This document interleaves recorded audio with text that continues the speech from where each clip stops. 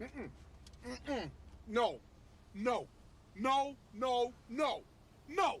Hell no. No. No. I refuse. No. No. Oh my god. Really? Seriously?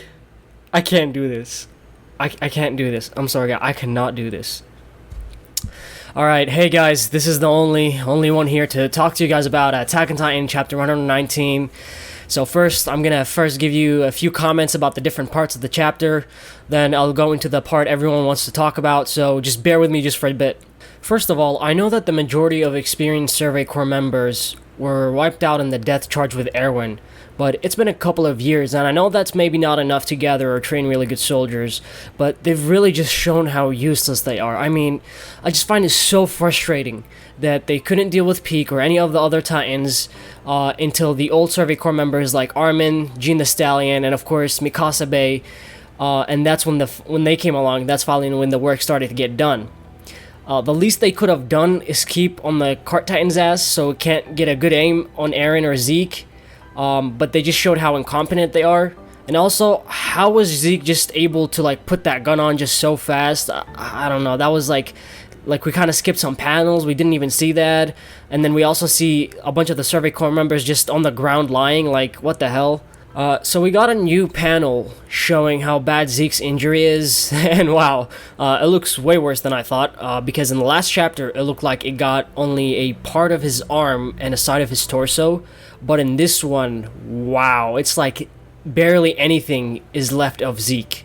This is probably even worse than the time that he got blown up by the Thunder Spear. The scene with Colt and Falco was really sad.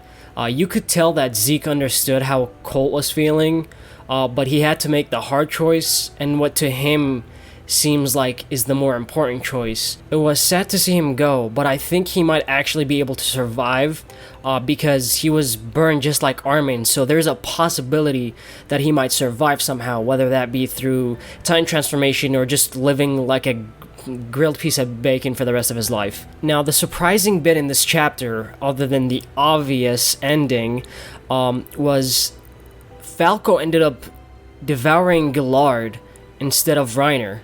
And the way Gillard ran out was cool, but he wasn't really such a big character, so I wouldn't say his death as a character was really impactful. The only thing that it really did was just is acted as a vessel that would basically be how Falco becomes a Titan shifter. Alright, getting into the most outrageous part of the chapter now. First of all, I thought that Gabi was finally getting some character development and that she was going to become a good character. And I said that last chapter review, but I take that back. I hate Gabi, and I hope she, along Magath and Peak, all just get executed or die horribly. Seriously. So, do I think Eren is dead? No. Is it possible that he's dead? Yes. So I have a couple of theories of how he's still alive. So my first one is that I call it the Zeke miracle, and so he'll get the same miracle save that Zeke got, where the Titan takes Eren into its belly and he heals somehow, and there should be plenty of Titans for that around. Number 2, he transferred his consciousness into his body, just like Reiner has done before. Now, the only problem with this is that even if he transferred his consciousness, he either needs to transform into a Titan right away to heal, or he needs to be healed by the Zeke miracle, something like that. I don't think he can, even if he transfers his consciousness into his body, he could only probably survive for a few seconds, and he has to transform right away so he can heal himself. Number 3, so his head looks like it's going to land right into Zeke's hand, and if it does, he should still be alive for a brief moment. So when somebody gets executed, they don't die instantly, they're actually still conscious for just like a few seconds.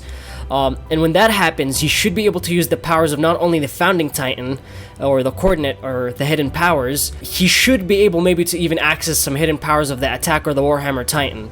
And that's maybe how he saves himself. Now, my final and fourth theory, which is, I would say, the most bizarre one, but it's definitely not impossible, is that once Zeke touches his head and he's alive for a brief moment, he's able to send a part of his memory or a message to the past through paths to avoid what happened. And it doesn't have to be necessarily to himself, it could be to somebody else to make some change. And there's actually some good evidence for this. So if you go back to chapter 88, where we were given the scene with the owl and Grisha, and remember at this point, Eren or any of his friends were not even born, but he tells Grisha, if you want to save them all, Mikasa, Armin, and the others, carry out your mission to the end. And, you know, Grisha's like, what? Who Mikasa, Armin? Who's that? Like, who are those people? Now, we know it's standard for a Titan, when it's inherited, that the user can get many of the past Titan's memories.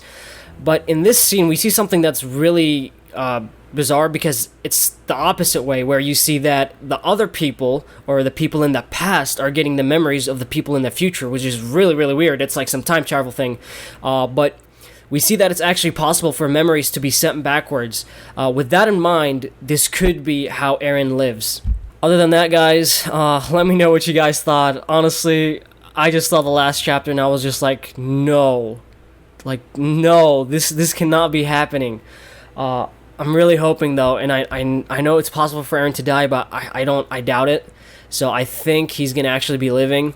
But other than that, guys, this is all I have to say for this chapter. I'll see you guys next time. Bye-bye.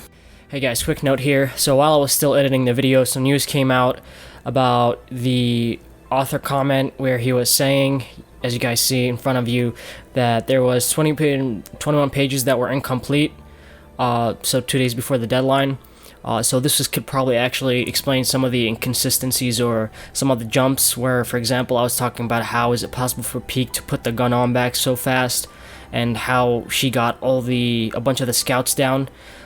So it can explain that, in a few other places where the chapter kind of didn't feel connected.